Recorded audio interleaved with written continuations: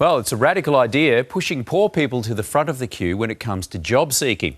What do you think? Will it work? Is it a fair way of distributing opportunities, or is it social engineering of the worst kind? You be the judge.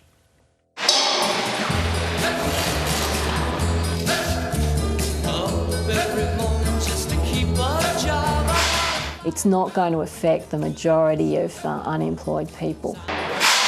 They're all part of the system, and they are a valuable part of the system. So what people should do, what politicians should do, is accept that, stop picking on them, right, and calling them bludgers.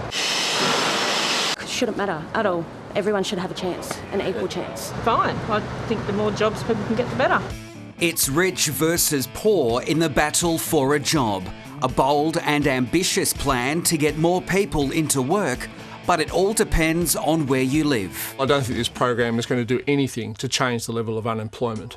Making job seekers from lower socio-economic areas the top priority. Elaine Carbines is the CEO of G21 Region Opportunities and believes it's a positive plan to break the cycle of unemployment in the suburbs. It's very frustrating for the individuals concerned that haven't had the opportunities that others might have had. It means that they're not able to really maximise their personal potential. My mates applied for more than 50 and none of them even got back to him, he reckons.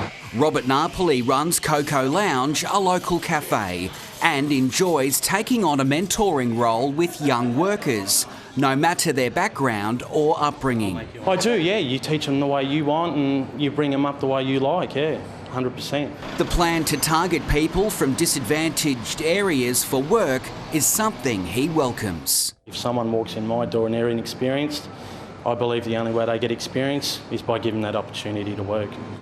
Hayden Sperling has seen many faces come and go over his 4 decades running a clothing business. He's not sold on the idea planned for Geelong. I'm just not sure whether, in fact, it's the right way to go, because I think as an employer, you always look for the best person for the job, and whether it be male, female, black, white, from a poor background or a privileged background. But believes desperate help is needed to get poorer people into the workforce. Geelong's unemployment rate is currently at 8.2%, while in some parts youth unemployment is well over 20%.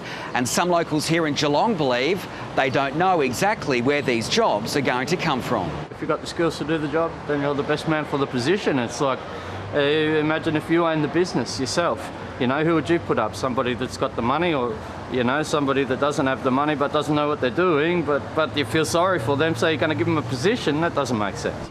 The business model has already seen widespread support from local businesses and the Victorian government.